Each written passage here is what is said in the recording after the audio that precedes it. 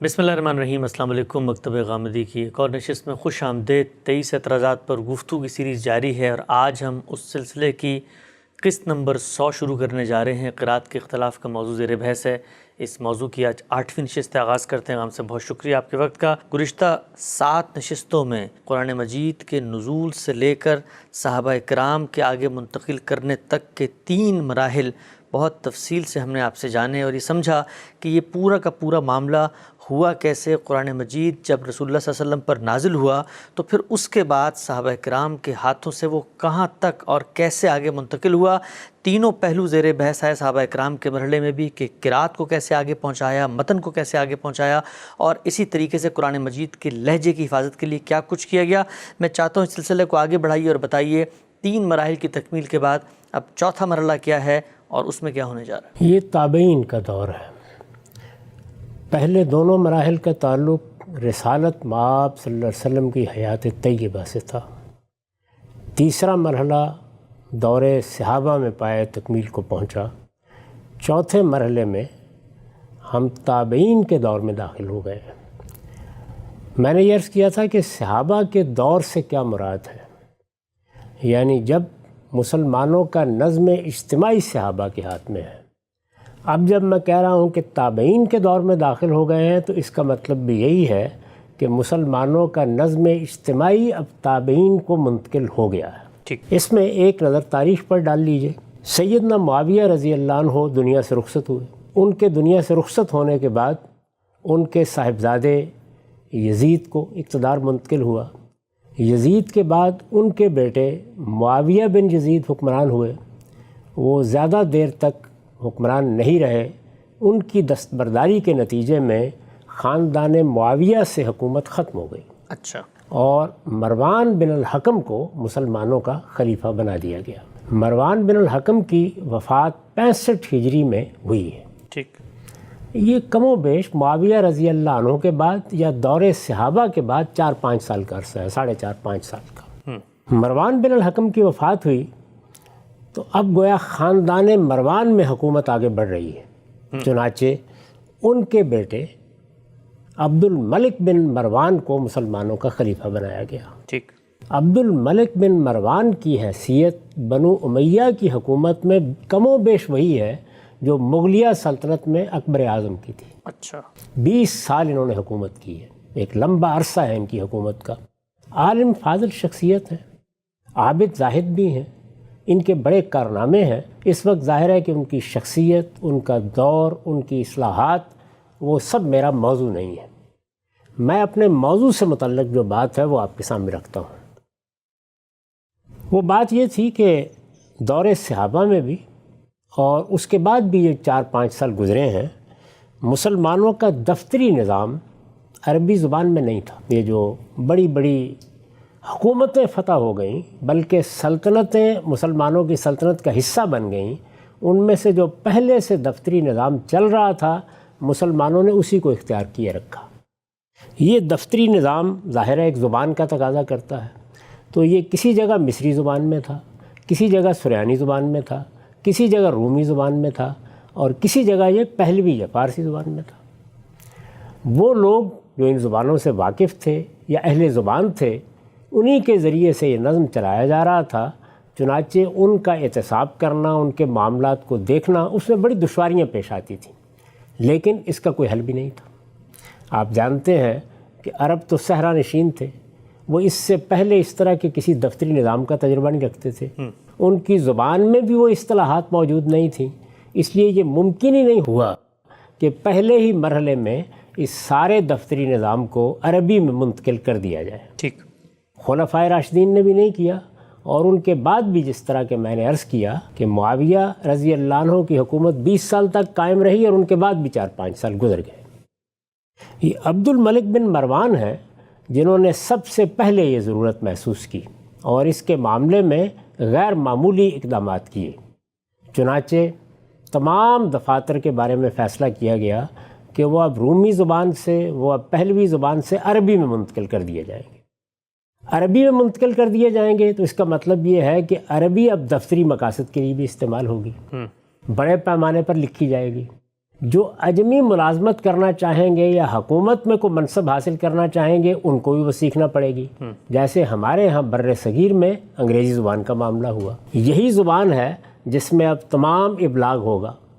حکومت کے مراسلے اس میں جائیں گے, جو کچھ لکھا جائے گا اس میں لکھا جائے گا. تو اس میں اس جانب اب توجہ ہونا شروع ہوئی کہ عربی زبان کے رسم الخط کو بھی بہتر کیا جائے اور عربی زبان میں جو کچھ املا کیا جاتا ہے اس کو بھی زیادہ سے زیادہ صحیح طریقے پر دوسروں تک پہنچنے کے قابل بنایا جائے. اس کے لیے کچھ تدریجی تبدیلیاں رسم الخط میں بھی ہو رہی تھیں اور وہ بتدریج بہتر ہو رہا تھا. دوسری جانب یہ دیکھا گیا کہ جو عربی زبان کے حروف ہیں ان میں ملتی جلتی صورتیں ہیں. کچھ علامتیں تو ہیں ان کو الگ کرنے کی, لیکن وہ اتنی نمایاں نہیں ہیں. اور جب خاص طور پر بعض قبائل کے لوگ ان کو پڑھتے ہیں یا اسی طریقے سے اجمی ان کو پڑھتے ہیں تو اس میں بڑی مشکل پیش آتی ہے. ٹھیک, ایک یہ چیز تھی. دوسرے یہ کہ عربی زبان کی عبارت کو اگر کوئی آدمی حروف کی شناخت کے ساتھ بھی پڑھے گا تو پڑھنے میں غلطیاں کر سکتا ہے, اور جب غلطی کرے گا پڑھنے میں تو اس میں ابلاغ کے مسائل بھی پیدا ہوں گے. چنانچہ کوئی ایسی صورت اختیار کرنی چاہیے کہ عربی زبان جب دوسروں تک اپنا مدعا پہنچائے تو آپ وہی بات جو میں پہلے کرتا رہا ہوں, نہ صرف یہ کہ ایک متن منتقل کر دیں بلکہ اس کی ریڈنگ یا اس کی قرات بھی منتقل کر دیں. یعنی یہ جو ضرورت پیدا ہوئی ہے یہ اب پورے نظم سے متعلق پیدا ہو گئی ہے. اچھا, پوری سلطنت کا مسئلہ بن گیا ہے. اس سلسلے میں عبد الملک بن مروان کے زمانے میں جو 65 ہجری میں سریر آرائے سلطنت ہوئے ہیں اقدامات شروع ہوئے, اور اس کا نتیجہ یہ نکلا کہ عربی زبان کی تحریر میں نقطے اختیار کر لیے گئے. اچھا, یہ جو نقطے ہیں یعنی ہم اگر دیکھیں تو مثال کے طور پر جیم اور ہائے ہتی میں کیا چیز فرق کرتی ہے؟ نقطہ. ایک نقطہ فرق کرتا ہے. با اور تا میں کیا چیز فرق کرتی ہے؟ ایک نقطہ یا دو نقطے فرق کرتے ہیں. تو یہ فرق کرنے کے لیے کہ حروف کی صورتیں الگ الگ پہچانی جائیں نقطے اختیار کر لیے گئے. اسی طریقے سے جملہ پوری طرح منتقل ہو اور جس طرح کہ عرب اس کو بولتے ہیں اس طریقے سے منتقل ہو, اس کے لیے حرکات اختیار کی گئیں. یہ حرکات کیا ہیں؟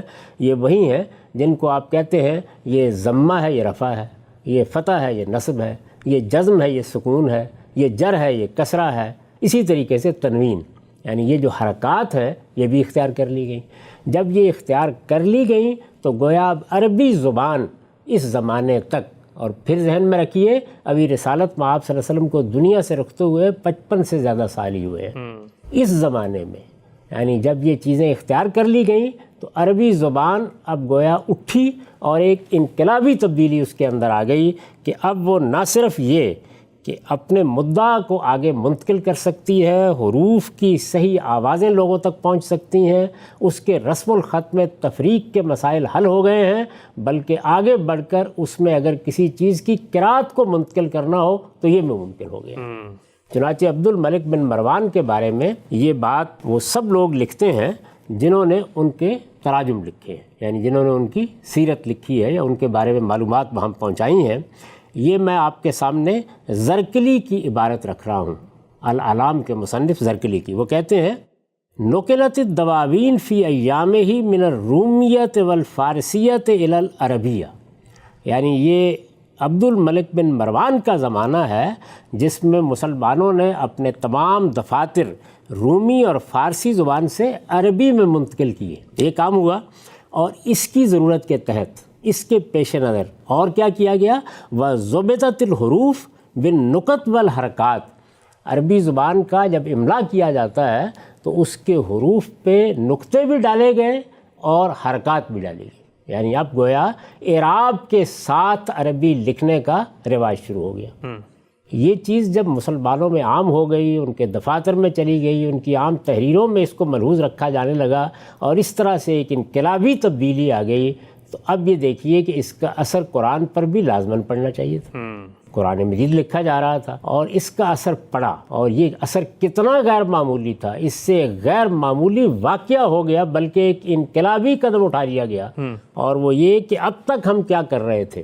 اب تک یہ تھا کہ قرآن کا متن ہم تحریری طور پر منتقل کرتے تھے، اور متن مال قرا یعنی وہ ریڈنگ کے ساتھ منتقل ہو، وہ زبانی منتقل ہوتا تھا، حفاظ منتقل کرتے تھے۔ اب قرآن مجید کے متن پر وہ قرات ثبت کرنا ممکن ہو گیا۔ اچھا، یعنی اب زبانی انتقال کی ضرورت ختم ہو گئی۔ جیسے ہی حرکات سامنے آئیں، حرکات ایجاد ہو گئیں یا حرکات کو اختیار کر لیا گیا، تو نتیجہ نکل آیا یہ۔ اب بالکل ممکن ہو گیا کہ جو قرات بھی قرآن مجید کی ہے، ان علامتوں کے ذریعے سے وہ قرات صفحہ کرتاس پر ثبت ہو جائے گی۔ اب جب قرآن مجید کو اس طرح سے نقطوں کے ساتھ اور اس طرح سے حرکات کے ساتھ لکھا جائے گا تو میں اسے پڑھوں گا، اگرچہ میں حافظ نہیں ہوں، آپ پڑھیں گے اگرچہ آپ حافظ نہیں ہیں، تو آپ اس قرات کو پڑھ سکیں گے جس کو اس سے پہلے سننے کے سوا جاننے کا کوئی طریقہ ہی نہیں۔ یعنی اگر قل ہو اللہ احد ہے تو قل کے اوپر ضمہ لگا دیا گیا، تو اب ہر آدمی کو پتہ ہے کہ اس کو کیسے پروناؤنس کرنا ہے، کیسے پڑھنا ہے، چونکہ علامت وہاں پہ موجود ہے۔ اس سے پہلے یہ کل اپنے اندر احتمالات پیدا کر لیتا تھا۔ جو رسم الخط تھا اس میں یہ بھی امکان تھا کہ کل لکھا ہوا ہے اور آپ اس کو کالا پڑھ لیں۔ تو اب یہ بالکل ممکن ہو گیا، جس طرح کہ آپ نے بیان کیا ہے کہ جو کچھ رسول اللہ صلی اللہ علیہ وسلم کی قرات ہے، ہم یہ اہتمام کر رہے تھے، مسلمان یہ اہتمام کر رہے تھے، صحابہ یہ اہتمام کر رہے تھے کہ ہم نے متن بھی منتقل کرنا ہے قرآن کا، ہم نے رسول اللہ صلی اللہ علیہ وسلم کی قرات بھی منتقل کرنی ہے، ہم نے عرب لہجہ بھی منتقل کرنا ہے۔ تو لہجے کے لیے بھی کچھ علامتیں مقرر کی گئیں کہ اس کو بھی ممکن حد تک اس کا حصہ بنا دیا جائے، لہجے کے لیے بھی، اور قرات تو ساری کی ساری منتقل کرنی بالکل ممکن ہو گئی۔ یعنی لہجے میں تو بعض چیزیں ایسی ہو سکتی ہیں کہ جن کے لیے علامتیں بھی ہوں تو یہ مشکل ہو کہ انہیں منتقل کیا جائے، مثلا یہ کہ حروف کے مخارج، ان کے لیے تو کچھ نہیں کیا جا سکتا، علامتیں بھی آپ مقرر کر دیں تو آدمی کو سننا بھی ہوگا اور مشق بھی کرنی ہوگی، وہ مشق مزاولت کے بغیر آگے منتقل نہیں ہوتا، لیکن قرات پوری کی پوری منتقل کرنا بالکل آسان ہو گیا، اس میں اب کوئی دقت باقی ہی نہیں رہی۔ اس تبدیلی نے، اس انقلابی تبدیلی نے اب کیا کیا؟ یعنی رسالت مآب صلی اللہ علیہ وسلم کو دنیا سے رخصت ہوئے ابھی 60 سال بھی نہیں ہوئے کہ قرآن مجید پر نقطے بھی لگ گئے اور قرآن مجید پر اعراب بھی لگ گئے، اور اس طریقے سے اب مسلمان حافظ بھی بنیں گے، اب بھی بنتے ہیں، قرات زبانی بھی کریں گے، اب بھی کرتے ہیں، پورا قرآن پڑھیں گے اور محض اپنی یادداشت سے پڑھیں گے، اب بھی پڑھتے ہیں، لیکن اب قرآن مجید کی قرات کے انتقال کے لیے اس کی ضرورت باقی نہیں رہی۔ اب یہ ایک زائد اہتمام ہے، غیر معمولی اہتمام ہے، قیامت تک اسی طرح رہے گا، لوگ حفاظ بنتے رہیں گے، لیکن پہلی صدی کے وسط تک پہنچتے پہنچتے مسلمان اس قابل ہو گئے کہ وہ قرآن مجید کی قرات کو بھی صفحہ کرتاس پر ثبت کر کے اس کے متن کے ساتھ ہر شخص تک پہنچا دیں۔ اب کوئی اجمی ہے یا کہیں اور رہتا ہے، وہ بھی اگر عربی زبان کا حروف شناس ہو گیا ہے تو وہ قرآن مجید کا متن بھی پڑھ لے گا، اور قرآن مجید کی قرات بھی، محمد الرسول اللہ صلی اللہ علیہ وسلم کی قرات بھی منتقل ہو جائے گی۔ سبحان اللہ۔ اچھا، عرضہ اخیرہ کی قرات جسے اب تک حفاظ منتقل کرتے تھے، جنہوں نے اس کو یاد کر رکھا ہوا تھا، وہ اب گویا قرآن پر ثبت ہونا شروع ہو گئی۔ یہ وہ مرحلہ ہے جس کے بعد عرضہ اخیرہ کی قرات مصحف کا حصہ بنی، اور پھر ہمیشہ ہمیشہ کے لیے مستقل طور پر ہر مسلمان کے ہاتھ میں آ گئی، ہر مسلمان کے گھر تک پہنچ گئی۔ اب آپ اس کے محتاج نہیں رہے کہ آپ کسی قاری کے پاس اسے جا کے سنیں، وہاں جا کے اسے پڑھیں، اور آپ خود اگر قرات کرنے کے لیے بیٹھیں تو آپ کے پاس ایک متن ہے جس میں ہو سکتا ہے کہ آپ کہیں غلطی کر جائیں، یا اپنے طریقے پر پڑھیں، یا آپ کے پڑھنے کا طریقہ اس میں غلبہ حاصل کر لیں۔ اسی کا نتیجہ ہے کہ ہمارے دیہات تک میں اس وقت وہ لوگ جو 2 حرف بھی کسی زبان کے پڑھنے نہیں جانتے، وہ قرآن پڑھ لیتے ہیں اور اس قرات میں پڑھ لیتے ہیں جو محمد الرسول اللہ صلی اللہ علیہ وسلم کی قرات ہے۔ یعنی لب و لہجہ پیش نظر نہیں ہے، مخارج پیش نظر نہیں ہے، قرات وہی ہے، چنانچہ ادنا درجے کی اس میں غلطی نہیں ہوتی، بلکہ بالکل درست طریقے سے متن بھی ان کی زبان پر ہوتا ہے اور قرات بھی ان کی زبان پر۔ یہاں پر ایک مختصر سی بات، یہ بظاہر تو اتنی غیر معمولی بات لگ رہی ہے. رسول اللہ صلی اللہ علیہ وسلم نے جس طریقے سے قرآن مجید پڑھا، نہ اس زمانے میں کیمرہ ہے، نہ آڈیو ریکارڈنگ ہے، نہ اور کچھ ہے. ہم نے دیکھا بڑی تعداد میں پورے معاشرے میں وہ بات رائج ہو گئی، انہوں نے سن کے آگے پہنچایا. لیکن آپ کے دنیا سے رخصت ہونے کے 50-55 سال کے اندر ہی اور وہاں سے لے کر آج تک مجھے یہ معلوم ہو گیا کہ رسول اللہ نے کیسے قرآن پڑھا تھا، اور اس کے لیے صرف متن ہی کی ریڈنگ کافی ہو گئی، چونکہ متن خود اس تلاوت کو، اس قرات کو، اس ریڈنگ کو خود بخود لوگوں تک منتقل کر رہا ہے. اس وقت جو قرآن مجید ہمارے پاس ہیں، جو قرآن مجید شائع ہو رہے ہیں، خواہ وہ عرب میں شائع ہو رہے ہیں، خواہ عجم میں شائع ہو رہے ہیں، ان سب پر یہ قرات ثبت ہے. اور یہ کب ثبت کی گئی؟ یہ عبد الملک بن مروان کے زمانے میں ثبت کر دی گئی. یعنی کاتبوں نے ثبت کر دی، ریاست نے بھی اس میں کوئی اہتمام کیا ہوگا. عام طور پر بیان کیا جاتا ہے کہ حجاج بن یوسف نے اس کے لیے اقدامات کیے، ضرور کیے ہوں گے، لیکن اگر یہ نہ بھی کیے جاتے تو جب نقطے اختیار کر لیے گئے، حرکات اپنا لی گئیں، تو لازمی طور پر ان کو قرآن تک بھی پہنچنا تھا. وہ پہنچ گئیں، اور اس زمانے میں گویا قرات کے معاملے میں جو صورتحال تھی کہ وہ صرف حفظ پر منحصر تھی، اس کا یہ انحصار ختم ہو. چنانچہ دیکھیے کہ اس کو مسلمانوں کا ایک محقق کس طرح بیان کرتا ہے. یہ الجامع الکامل فی الحدیث الصحیح شامل ہے، اعظمی لکھ رہے ہیں. یہ کہتے ہیں وَبَقِيَ الْخَطُّ الْعَرَبِيُّ مِنْ عَصْرِ كِتَابَةِ الْوَحْيِ إِلَىٰ أَيَّامِ عبد الملک ابن مروان بدون نقط و شکل. یہ جو عربی زبان کا خط ہے، جب ہم املا کرتے ہیں کسی عبارت کو، تو یہ وحی کی کتابت جب شروع ہوئی تھی، جب وحی لوگوں نے لکھنا شروع کی تھی، صحابہ نے جب وحی لکھنا شروع کی تھی، اس زمانے سے لے کر عبد الملک بن مروان کے زمانے تک نقطوں کے بغیر لکھی جاتی تھی اور حرکات کے بغیر لکھی جاتی تھی. یعنی اس کی صورت نہیں بنتی تھی قرات کے مطابق، بدون نقط و شکل. یہی عربی زبان میں اس سے پہلے بھی عرض کر چکا کہ طریقہ تھا، اور دنیا کی اکثر زبانوں میں یہی طریقہ اختیار کیا جاتا ہے. فلما خرج الاسلام من جزیرۃ العرب الی بلاد العجم، لیکن جب اسلام جزیرہ نما عرب سے نکلا اور وہ عجم کے شہروں، عجم کے علاقوں تک پہنچا، وشق علی العاجم قراءۃ القرآن قراءۃ صحیحہ، اور عجمی لوگوں کے لیے قرآن مجید کو صحیح طریقے سے پڑھنا مشکل ہو گیا. یعنی وہ ضرورت پیش آ گئی. یہ صرف قرآن کے حوالے سے بیان کر رہے ہیں، جبکہ عربی زبان کے بارے میں وہ عمومی مسئلہ پیدا ہوا، میں اس کی تفصیل بتا چکا ہوں. جی. تو کہتے ہیں کہ جا دور التنقیط و تشکیل، تو اس کے لازمی نتیجے کے طور پر تنقیط و تشکیل کا دور آ گیا. تنقیط یعنی نقطے لگانے، تشکیل یعنی اعراب سے یا حرکات سے لفظ کو پڑھنے کے قابل بنا دینا. تو تنقیط اور تشکیل کا دور آ گیا، یعنی اعراب لگانے کا دور اور نقطے حرفوں پر ڈالنے کا دور آ گیا.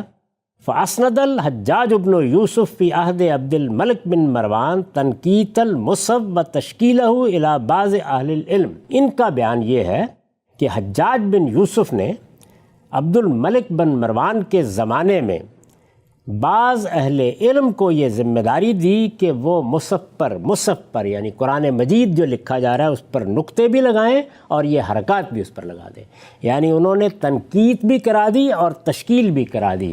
فنقتوہ و شکلوہ، چنانچہ جن لوگوں کو یہ ذمہ داری دی گئی انہوں نے پورے اہتمام کے ساتھ وہ نقطے جو اب عربی زبان کی عبارتوں پر لگائے جاتے ہیں اور وہ حرکات جو اب عربی زبان کی عبارتوں کے لیے اختیار کر لی گئی ہیں وہ قرآن مجید پر بھی لگا دی، وہ نقطے بھی لگا دیے. فاتفق المسلمون من مشارق الارض و مغاربها علی قراءۃ القرآن علی نمط واحد. چنانچہ مسلمان پوری دنیا کے مشرق اور مغرب میں جہاں جہاں پر بھی تھے ایک ہی طریقے پر قرآن کی قرات کرنے لگ گئے. سبحان اللہ. یعنی اس سے پہلے قرآن مجید کی قرات کے لیے قاریوں کی طرف، حفاظ کی طرف رجوع کرنا پڑتا تھا. اب ایک عام آدمی بھی جو پڑھنا جانتا ہے وہ قرآن کھولے گا، کتابت شدہ قرآن کو پڑھے گا تو وہ صرف قرآن کا متن نہیں پڑھے گا، قرآن کی قرات کو بھی پڑھ رہا ہوگا. یہ پھر عرض کر دوں کہ ابھی 60-65 سال بھی رسالت پاک صلی اللہ علیہ وسلم کو دنیا سے رخصت ہوئے نہیں ہوئے. صحابہ کرام بھی ابھی موجود ہیں. ان کا دور اس لحاظ سے تو ختم ہو گیا ہے کہ اب نظم ان کے ہاتھ میں نہیں، لیکن یہ تابعین کا دور ہے، نظم بھی تابعین کے ہاتھ میں ہے، اور ابھی بہت سے صحابہ بھی زندہ ہیں. ان کے سامنے یہ سارا معاملہ ہو گیا، اور جس طریقے سے ارضہ اخیرہ کی قرأت ہوئی اور جس طریقے سے ارضہ اخیرہ کی قرأت کو رواج دیا گیا، اسی طریقے سے صحابہ ہی کے سامنے اور تابعین کے دور میں، اور نظم حکومت بھی پوری طرح انہی کے پاس ہے۔ قرآن مجید کی وہ قرأت جس میں رسالت میں آپ صلی اللہ علیہ وسلم نے اس کو پڑھا تھا، صفحہ کرتاس پر ثبت کر دی گئی۔ اب ہر شخص جب قرآن لکھے گا تو وہ اسی کے مطابق لکھے گا، اور جو پڑھے گا وہ اسی کے مطابق پڑھے گا۔ بچے کے لیے اب اس طرح قرآن پڑھنا ممکن ہو گیا۔ یہی وہ چیز ہے کہ عرب میں، عجم میں عربی نہ جاننے والے بھی جب حروف شناسی سیکھ لیتے ہیں اور ایک چھوٹا سا قاعدہ ان کو پڑھا دیا جاتا ہے تو وہ قرآن مجید کو اسی قرأت میں پڑھنے کے قابل ہو جاتے ہیں جس میں رسالت مآب صلی اللہ علیہ وسلم نے اس کو چھوڑا تھا۔ یہ کوئی معمولی واقعہ نہیں ہے، یہ تاریخ انسانی کا منفرد واقعہ ہے۔ اس انقلابی قدم کے بعد وہ عربی زبان اور اس کا رسم الخط جس میں بہت سے نقائص تھے، وہ ان نقائص سے پاک ہوا، اور ایسی صورت ایجاد کر لی گئی کہ اب گویا ہم جس طرح عربی بولتے ہیں یا جس طرح کسی تحریر کو پڑھتے ہیں، اگر چاہیں تو اسی طریقے سے ان اعراب کے ساتھ، ان حرکات کے ساتھ ہم جس تک اس کو پہنچانا چاہیں اس کو پہنچا سکتے ہیں۔ اس کے لیے آلات کی ضرورت نہیں ہے کہ میں اس کو بولوں اور آپ ریکارڈ کریں، یعنی گویا 14ویں 15ویں صدی تک انتظار کی ضرورت نہیں رہی۔ پہلی صدی میں مسلمانوں نے یہ کارنامہ کر ڈالا اور قرآن مجید اسی طریقے سے منتقل ہونا شروع ہوا۔ اب ذرا تصور کیجئے کہ یہ قرآن مجید ہے، اور یہ کون سا زمانہ ہے؟ یہ عبد الملک بن مروان کا زمانہ ہے۔ 20 سال تک یہ حکمران رہے ہیں۔ ان کے بعد ان کے بیٹے ولید بن عبد الملک حکمران ہوئے۔ مسلمان ان کے زمانے میں ابھی پہلی صدی ختم نہیں ہوئی، یعنی عبد الملک بن مروان یہ 86 ہجری میں دنیا سے رخصت ہوئے ہیں، ابھی پہلی صدی ہجری بھی ختم نہیں ہوئی، وہ ہندوستان میں پہنچ گئے ہیں۔ اچھا، تو بر صغیر کے لوگ، میں اور آپ، ہمارے ہاتھ میں جو قرآن ہے یہ کون لے کر آیا تھا؟ یہ محمد بن قاسم کے ساتھ جو مسلمان آئے وہ لے کر آئے تھے، اور وہ قرآن مجید جب ہندوستان پہنچا تو اس کے ساتھ قرآن کا متن تو پہنچا، قرأت بھی پہنچ اور ایک ایک شخص کے لیے پہنچ گئی تھی۔ اس کے بعد مسلمانوں کے کاتب اسے لکھتے رہے، ان کے بادشاہ اس کو لکھتے رہے، یہاں تک کہ چھاپے خانے کا زمانہ آ گیا، اور پھر طباعت کے ذریعے سے اب وہ کروڑوں کی تعداد میں چھپتا ہے اور ہمارے ہاتھوں میں موجود ہوتا ہے۔ اس دوران میں، یعنی جب قرآن مجید اس طرح شائع و ضائع ہو رہا تھا اور اس کی قرأت بھی ثبت کر دی گئی تھی، قرآن مجید کا تعارف مسلمانوں کا علم کیسے کراتا تھا؟ اس کے لیے اگر آپ علماء اصول کی کتابیں کھولیں تو وہ آپ کو بتائیں گے کہ قرآن کیا ہے۔ میں آپ کے سامنے دو منتخب لوگوں کی تحریر رکھ رہا ہوں، اور یہ بتا رہا ہوں کہ جب وہ بتاتے ہیں کہ قرآن کہاں ہے، قرآن کہاں سے ملے گا، تم قرآن کو کہاں دیکھ سکتے ہو، تو کیا کوئی سند بیان کرتے ہیں؟ یہ کہتے ہیں کہ فلاں جگہ جاؤ گے تو وہاں ایک نسخہ موجود ہے، وہاں تم قرآن کو دیکھ سکتے ہو۔ یہ دیکھیے وہ کس طرح بیان کرتے ہیں۔ یہ کون ہے؟ یہ ابن حزم ہے۔ یہ اصول الاحکام پر اپنی کتاب میں یہ بیان کر رہے ہیں کہ ہمارے پاس جو اللہ کی کتاب ہے یہ کس طرح ہم تک پہنچی ہے۔ تو یہ کہتے ہیں کہ یہ قرآن سخ بنقل الکافہ الذی لا مجال للشک فی، یہ نقل الکافہ کے ذریعے سے پہنچا ہے۔ وہی تعبیر جو میں نے آپ کے سامنے رکھی تھی، یعنی سارے مسلمان بالاجماع بغیر کسی اختلاف کے اس کو نقل کر رہے ہیں۔ الذی لا مجال للشک فی، یعنی یہ نقل الکافہ اس درجے کی ہے، جم غفیر نے اس کو روایت کیا ہے، مختلف علاقوں کے لوگوں نے کیا ہے، اور ادنا درجے میں کوئی اختلاف کیے بغیر کیا ہے، لہٰذا اس میں اب کسی شک کی بھی کوئی گنجائش نہیں ہے۔ کہتے ہیں یہ قرآن کون سا قرآن؟ ان ھذا القرآن هو المکتوب فی المصاحف، یہ 5ویں صدی میں لکھ رہے ہیں، یعنی پہلی صدی میں وہ اہتمام ہو گیا، 5ویں صدی میں لکھ رہے ہیں۔ ان ھذا القرآن هو المکتوب فی المصاحف، یہ قرآن کون سا قرآن؟ یہ جو مصاحف میں لکھا ہوا ہے، یہ جو قرآن تمہارے گرد و پیش میں ہے، جاؤ جب چاہے بازار سے لے آؤ، جب چاہے کاتب کے پاس سے لکھوا لاؤ، یہ ان میں لکھا ہوا ہے۔ المشہور فی الآفاق کلھا، اور دنیا میں جس جگہ جاؤ گے ہر جگہ اس کی شہرت ہے، اس کے لیے کسی استدلال کی ضرورت ہی باقی نہیں رہی، کسی تردد کا بھی کوئی محل نہیں ہے۔ اس کے بعد آپ دیکھیے کہ 8ویں 9ویں صدی میں اب ایک اور ہمارا جلیل القدر عالم ابن خلدون، آپ اس کے نام سے واقف ہیں، یہ مقدمہ ہے جس کی عبارت میں پڑھ رہا ہوں، وہ قرآن کا تعارف کراتا ہے، اور یہ کہتا ہے کہ القرآن هو کلام اللہ المنزل علی نبیہ، جانتے ہو قرآن کیا ہے؟ یہ اللہ کا کلام ہے، یہ وہ کلام ہے جو اس کے پیغمبر پر نازل کیا گیا۔ کہاں ہے؟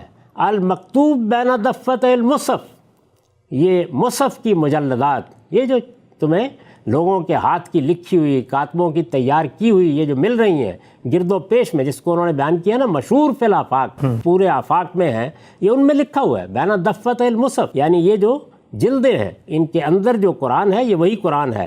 وہ متواتر بین الامہ، اور یہ مسلمان امت میں پوری تواتر کے ساتھ نقل ہو رہا ہے، اس پر مسلمانوں کا اجماع ہے، مسلمان اس کو نسلاً بعد نسلاً اسی طرح منتقل کر رہے ہیں۔